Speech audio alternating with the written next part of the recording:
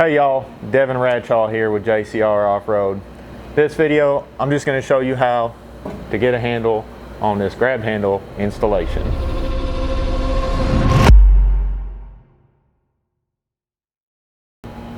So, ain't really nothing to it.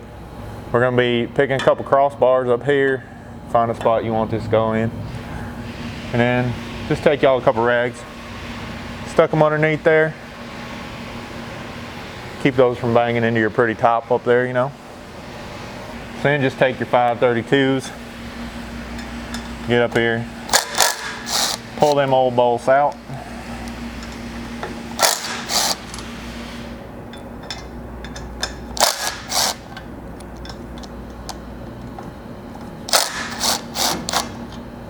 So then just line this bad boy up, grab your new 1-inch long bolts, and start threading these in. Then just take that same hex from before, line this bad boy up, and tighten it in place.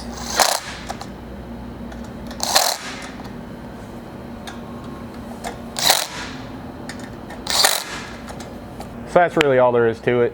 Now if you guys want to get your hands on some of these, check them out at JcrOffroad.com.